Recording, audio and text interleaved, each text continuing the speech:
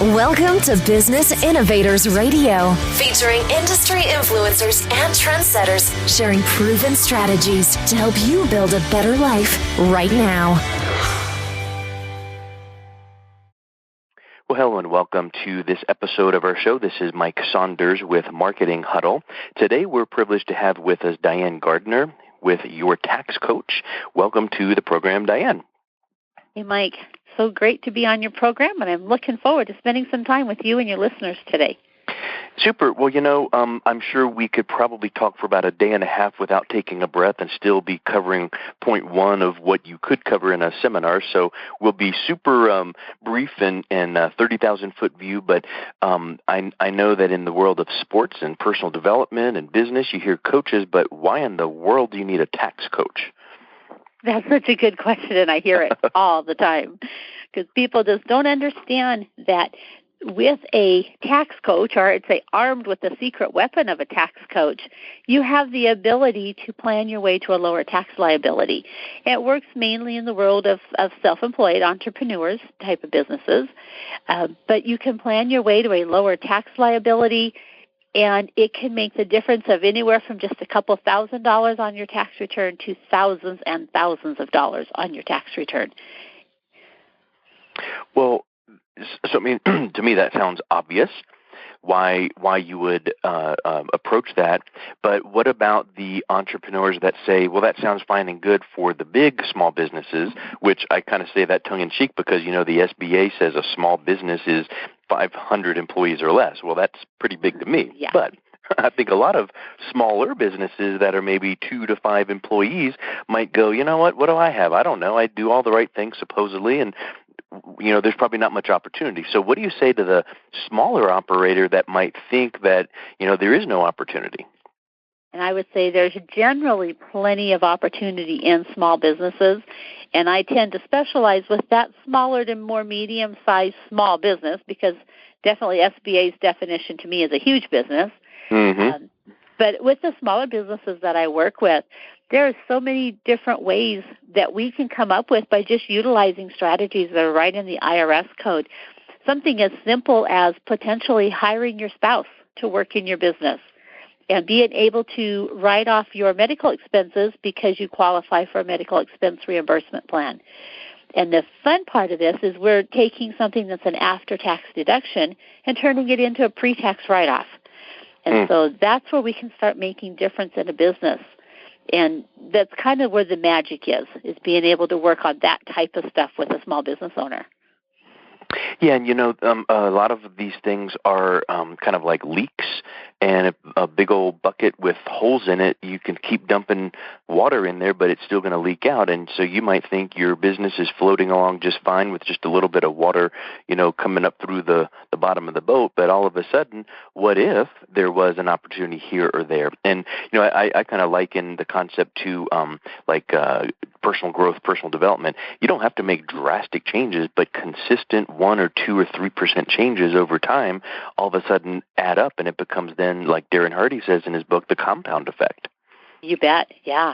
And if we can save, even if it's only $500 or $1,000 with one strategy, and maybe we can save another $1,500 on another strategy, and then maybe we get lucky and there's a strategy that will save them $5,000 or $6,000. Well, that combined total is now like $10,000 in the year that they're saving in tax that they didn't even know that they could save. Because and I'll bet you, I don't care about, obviously you don't work for free, and I'm not going to ask you, well, what do you charge? Because it's probably customized, but I'll bet that you would present it to a potential client to say, in essence, my fee is free because I'm finding so much money for you that whatever my fee is, you don't even care because we're looking at these massive benefits that actually pay off year after year after year. So, is that a correct assessment? Definitely is a correct assessment. I always say if I can't get a really good ROI for them on their investment in tax planning, then I shouldn't be doing a customized tax plan for them. Yeah. So, yeah, because you're not buying a widget. You know, when you buy a pack of gum, you buy it, chew it, and you're done. But if you're buying your tax planning and you're getting that ROI, then in reality, it's paying you. It's not even a cost. It's not even an expense. And probably, and this is, probably consult your tax advisor, but probably even your advice is a tax deductible type event because it is tax planning. Yeah, most definitely. I love the fact that I am tax deductible for people. Yeah, but, so you get all kinds of layers of benefit. You bet. So what about the concept of, looking backwards? I know that you've got, I think I'm correct in thinking 3 years. So probably part of what you would be saying to a client is, okay, starting next year we can do X, Y, Z, but right now, we can go back and amend and we can get, so what is the opportunity with looking backwards? That's something I'd love to do, because the first thing that I really generally start out with somebody is doing a free tax analysis. And then from there, I'm able to look at their last couple years' tax returns. And most of the time, I can find a reason to go back and amend and get them some quick cash right now. And then moving forward, then we can go ahead and really get into our planning and making sure that they're saving that money year after year after year going forward.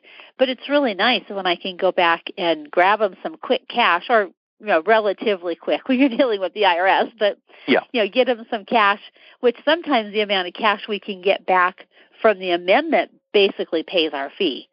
And so they really are getting it basically for free. Yeah, because that's money they've already long spent. They weren't planning on it. So if you can find it, and then now you're laying out the tax planning for future years, now that becomes just a win all the way moving forward. So what's the difference really between tax preparation, tax projections, and tax planning? Because in my opinion, I'm not in the business, but a couple of those words sound really similar. They do, and they all start with TP. So it really makes it confusing for people. But tax preparation is always looking at the history.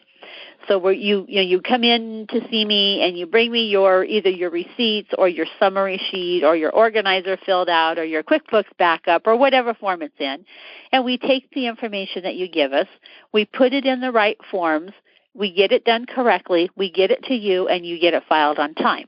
That is tax preparation. Most entrepreneurs, not all of them, but most of them like to go another step further, and that's with meeting with their accountants to maybe once or twice throughout the year, where then you'll take a look at how they're doing and give them some sort of a projection going forward to the end of the year as to how they might come out in the way of profit, and a couple small little strategies that they might try. Sometimes it's that Hail Mary at the end of the year. They need to go buy something because Congress just approved Section 179 on December 23rd, like they did this year. Or sometimes it's not something quite that dramatic. But you're basically setting them up so they can adjust those estimated payments if they need to. That type of thing is a tax projection. It's pretty short term. Tax planning takes a much longer look at things, and it allows you to help write the future as opposed to looking back at the history. So we're looking at the future, we're planning for the future, and we're creating our own future as to where we're going to be in a tax situation. And sometimes it entails things like changing somebody's entity type because they've maybe outgrown their entity type, or they're just in the wrong entity type for the type of business that they're in. Or sometimes it's hiring the kids to work in the business so that we can help pay for the private school or private lessons or something along those lines that has always been an after-tax deduction and moving it into a pre-tax deduction.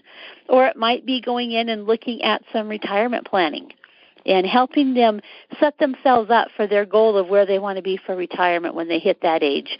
So we have lots of different strategies depending on what people's goals are, and then that helps write the future for where they're going with their business and where they're going with their tax liability. Yeah, so it's kind of like a structured process. You can't just do one thing without building from the previous section. Correct. Mm-hmm. Hey, so you mentioned about what's that? Oh, and then checking back on it periodically to make sure that we stay on course and we don't get sidetracked. Yep, that's a good point. And what what business owner can keep all those plates spinning in the air, so you need to have that kind of outside help to guide and to keep accountable, things like that. You mentioned medical expenses and hiring kids. Can you speak to what kind of medical expenses that a business could write off? So, for instance, these days, if you're a smaller business and you're just paying your own health premiums yourself, and then, you had to pay a couple, $3,000-$4,000 worth of deductibles or medical expense out of pocket, and here's some prescription payments we had to pay out of pocket. How does all that factor into what you can plan on? Well, all that works really well, especially if it's just you in your business, and it works even better potentially if you're married. Because if you're a sole proprietor and you're married, we could potentially hire your spouse to work in the business, and we can offer your spouse a medical expense reimbursement plan, or a MERP, and with that we can offer them maybe 100% reimbursement for all of their out-of-pocket medical costs. So that includes health insurance. It includes the prescriptions, the things that the doctor says you need to do. Now, it doesn't cover over-the-counter drugs that are not prescribed by a doctor, but if they're prescribed by the doctor, then it covers them. And it's a great way to take a nice 100% write-off on those medical expenses that maybe before you were losing on your itemized deductions because you couldn't quite get over the 10% ceiling that's there now. And so you were just losing that as a deduction. But if we can turn it around and bring it in through your business and write off somewhere between $5,000 and $10,000 worth of expenses each year, then that's a major score right there just for a small business person, and that's a very small business person. Yeah, and I would say I've heard that kind of concept. Hire your kids, hire your spouse.